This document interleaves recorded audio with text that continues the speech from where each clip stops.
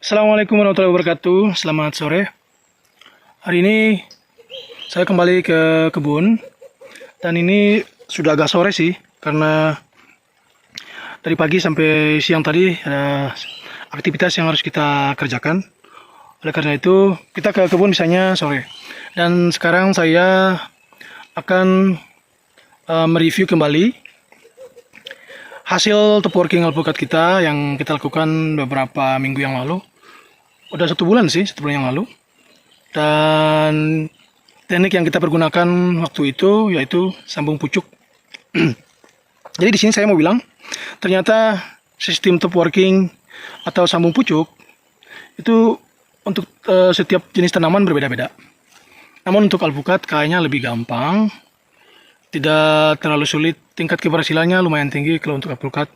Oleh karena itu saya mau mengajak rekan-rekan semua, kalau yang mau belajar top working atau sambung pucuk, mulailah dengan alpukat. Karena ternyata bagi saya lebih cepat berhasil. Memang bagi separuh orang katanya alpukat justru yang sulit, tapi kalau menurut saya gampang. Nanti kita lihat hasilnya. Ini pohon alpukat yang kita top working beberapa hari yang lalu, tepatnya sudah 1 bulan sampai dengan hari ini. Dan setelah berhasil, kita langsung kasih pupuk kandang berupa kotoran hewan. Ini yang kita pakai adalah tai atau kotoran kambing. Nah, seperti ini hasilnya. Ini kita buka sungkup sudah 1 minggu yang lalu. Ini ya. Jadi ternyata gampang. Top working dengan sistem sambung pucuk untuk alpukat itu ternyata tingkat keberhasilannya sangat tinggi dibandingkan dengan tanaman-tanaman yang lain. Di sini bisa kita lihat batang bawah. Ini kan tanam dari biji. Biji saya semai, terus saya pindahkan ke sini ketika masih hujan. Waktu itu saya cabut. Saya pindahkan ke sini bukan dengan media tanamnya ya, tinggal cuman saya cabut aja begitu, terus saya tanam ke sini. Dan bagian atasnya saya potong, lalu saya belah, saya tancapkan entres alpukat aligator ke tengah-tengahnya.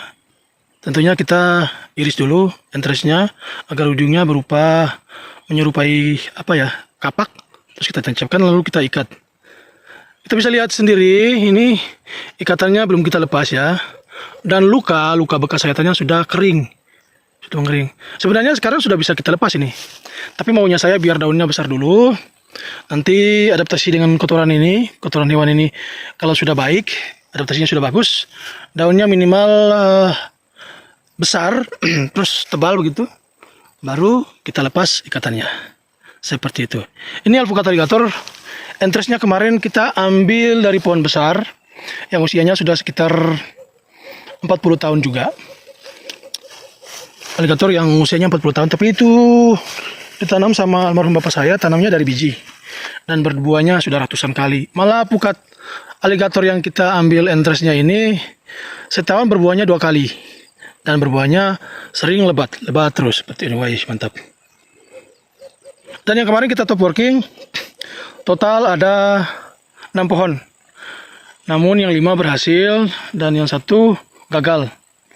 Tapi ada 1 juga yang agak lambat, nanti kita spill ya. Kita review bersama. Saya akan ke yang lainnya, top working yang lain, biar kita lihat bersama seperti apa perkembangannya sekarang.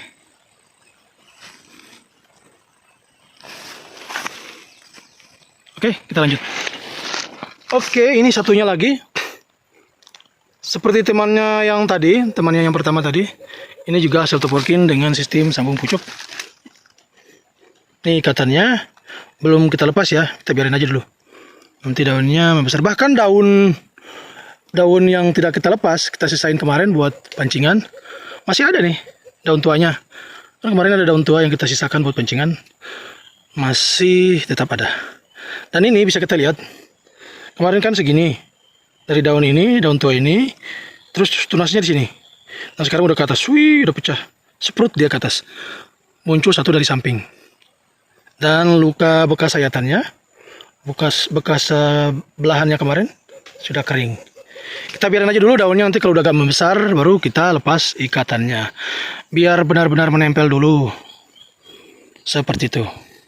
Ini pohon kedua. Mantap ya. Di sebelahnya ada juga. Ini saya langsung lepaskan walaupun tunasnya masih kecil. Dan ternyata stabil dia, aman. Bahkan kemarin seperti temannya itu, temannya yang tadi satu yang dua, temannya yang pertama dan kedua tadi udah kita kasih pupuk kotoran hewan juga ini. Ini tunasnya agak terlambat. Memang jadi ini pengalaman dengan kita melakukan sambung pucuk begini, banyak ilmu yang kita dapat. Pengalaman yang kita dapat salah satunya bahwa sebaiknya entres yang kita pergunakan jangan terlalu panjang seperti ini. Karena nanti dia membutuhkan terlalu banyak energi untuk bisa pecah. Entres sebaiknya kita ambil yang ada mata tunasnya sekitar 2 atau 3, cukup. Dan panjangnya tidak boleh seperti ini. Kalau bisa panjangnya sekitar 10 cm, 5-10 cm cukup. Tidak boleh lebih. Itu lebih cepat nanti. Karena pengalaman seperti yang pertama tadi, kan itu pendek itu, pucuk di bagian atas. Kita pangkas, kita potong, dan ternyata untuk keluar tunas yang ke samping itu keluarnya cepat. Bahkan yang pertama itu, pohon yang pertama tadi, pas kita tancapkan itu, kita tuburkan itu, malah kelihatan belum ada mata tunas. Mata tunasnya sangat kecil. Lalu bagian ujung ini kita pangkas, tapi malah cepat keluar tunasnya. Malah dia duluan yang pecah tunas. Ini pohon ketiga ini. Sambung pucuk usia 1 bulan. Oke. Iya seperti ini. Ini agak terlambat ya. Ini ikatannya. Nanti sebentar kita lepas 1 minggu lagi lah. Kita lepas. Nanti kalau daunnya agak membesar, baru kita lepas ikatannya. Seperti itu. Ini juga pohon keempat ini. Ini sudah kita lepas sungkup kemarin juga, 2 hari yang lalu kita lepas sungkup. Dan kelihatan, wih tunasnya mulai mekar. Ini daun pancingannya masih ada ini. Kita lihat ikatannya. Ikatannya sudah cukup kuat. Tapi belum saatnya kita lepas, biarkan saja dulu. Nanti kalau sudah betul-betul daunnya membuka dan udah membesar, baru kita lepaskan ikatannya. Atau mungkin kelihatan udah mulai tercekik, baru kita lepas. Jadi untuk alpukat ternyata sangat mudah.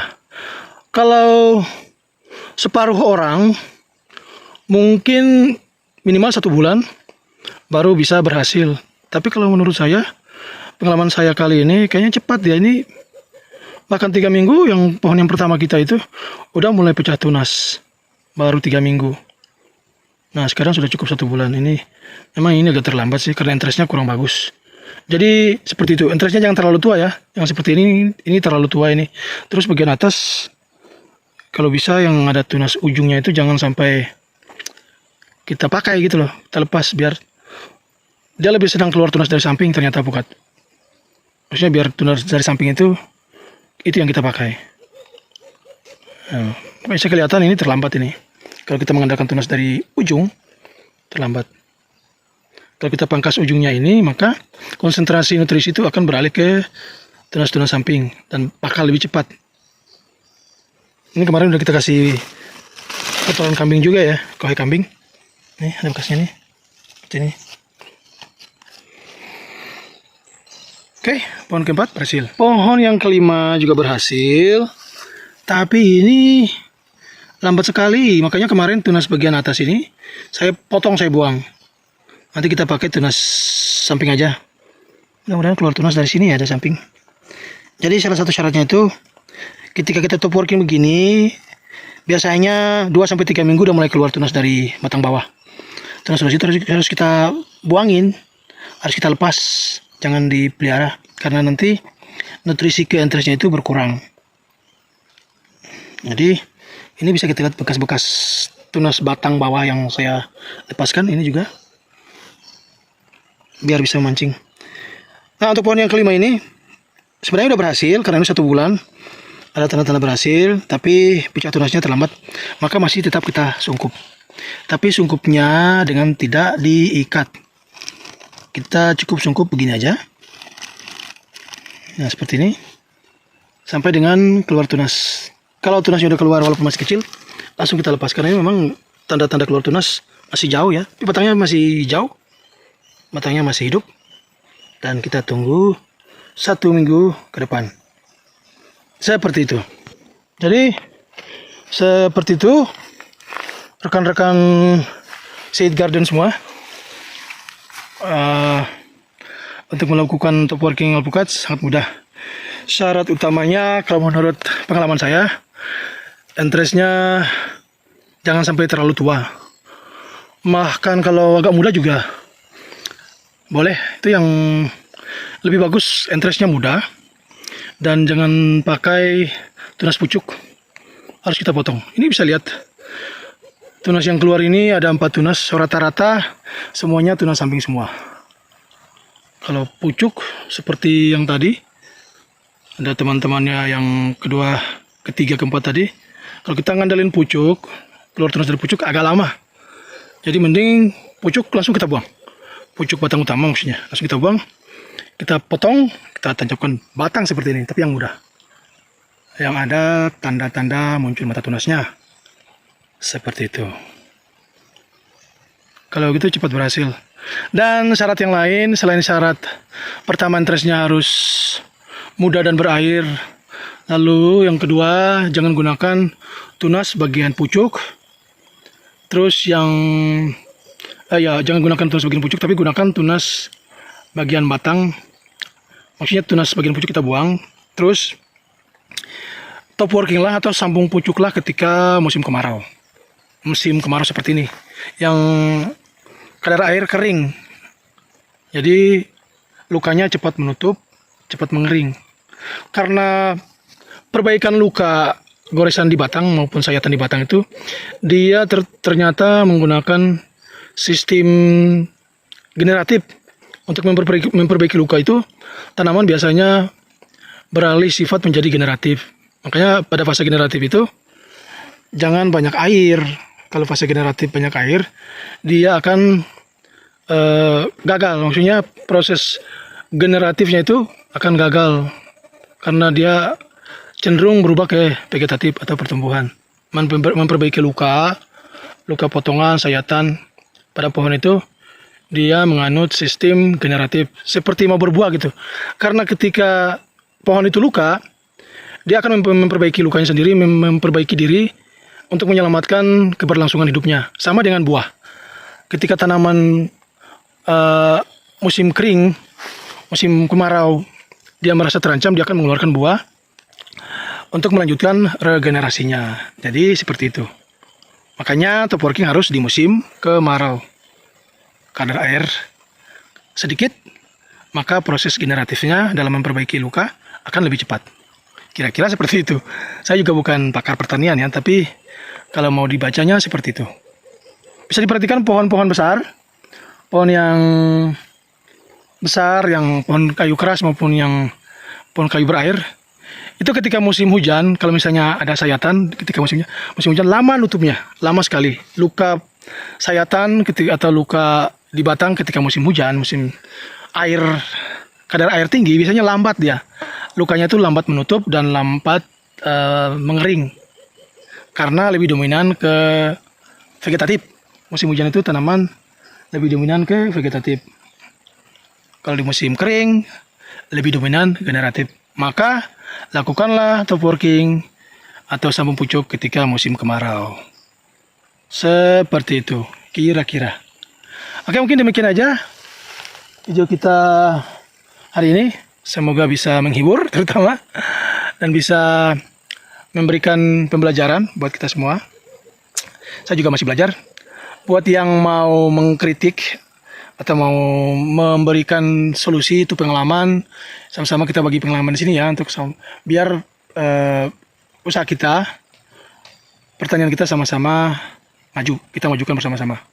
Jadi saya harap komentarnya, kritik maupun sarannya di kolom komentar. Kita diskusi. Demikian, atas perhatiannya, saya Seed Garden mengucapkan terima kasih. Sampai jumpa di video selanjutnya. Assalamualaikum warahmatullahi wabarakatuh. Shalom, selamat sore, salam sejahtera buat kita semua.